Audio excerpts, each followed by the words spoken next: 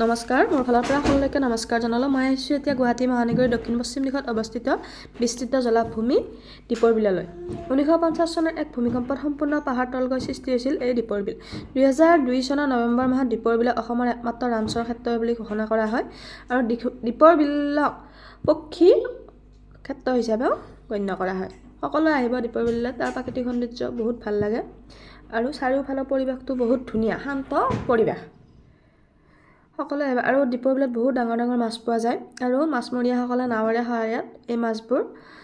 মাৰি বিক্ৰী কৰে আৰু বহুতো ডাঙৰ ডাঙৰ মাছ পোৱা যায় আৰু দীপৰ বিলৰ কাষতে আছে মন্দিৰ শিৱ বাবা মন্দিৰ আজি নতুন বছৰ উপলক্ষে বহুতো মানুহ আহিছে তাত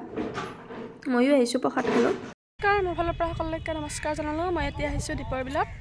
চাওকচোন দীপৰ বিলত আজি বহুতো লোক পিকনিক খাবলৈ আহিছে আমি বাৰু পিকনিক খাবলৈ অহা নাই এনেই ফুৰিবলৈ আহিছোঁ চাওক এই নাও আছে নাৱত মাছমৰীয়াসকলে মাছ মাৰে নাওবোৰ দৌৰাই দিছে আৰু চাওকচোন বহুত পৰিভ্ৰমী চৰাইবোৰ উৰাই ফুৰি আছে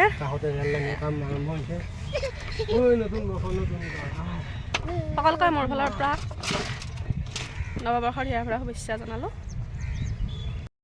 দীপৰ বিল পুৰণি কামপীঠৰ অন্তৰ্গত আছিল মেঘালয় ৰাজ্যৰ শাসনকৰ্তা ৰাইবাই চিয়ামে শাসন কৰিছিল আহোম আৰু মোগলৰ দিনত দীপৰ বিলখন জাহাজ মেৰামতি আৰু বস্তু উঠা-নমা কৰা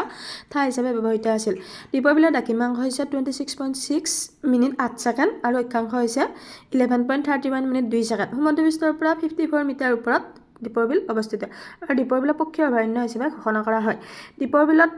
এতিয়া বহুত ডাঙৰ এটা প্ৰজেক্ট আহিছে দীপৰ বিলৰ পৰা প্ৰায় 5 কিলোমিটাৰ দীঘল ৰেলৱেৰ প্ৰজেক্ট এটা হ'ব ৰেলৱেৰ ডাবল লাইনৰ ৰেল লাইনৰ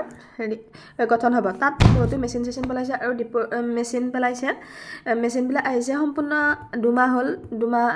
কাম আৰম্ভ হৈছে এতিয়া মেচিনবিলাক পেলাইছে এটা চাইডৰ পৰা আৰম্ভণি কৰি আছে আৰু মাটিৰে পুতি আহিছে এতিয়া আজি যিহেতু 1 জানুৱাৰী সেইবাবে সকলোখিনি বন্ধ আছে আৰু এইটো প্ৰজেক্ট বহুত ডাঙৰ 3টা কোম্পানীয়ে প্ৰজেক্টটো পাইছে দীপৰ বিলৰ ছাইডটো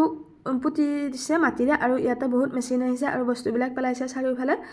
সেইবাবে আজি কোনো লগ নাই আৰু দীপৰ বিলৰ ভিউ পইণ্টটো পিকনিক স্পট বহুত ধুনীয়া ধন্যবাদ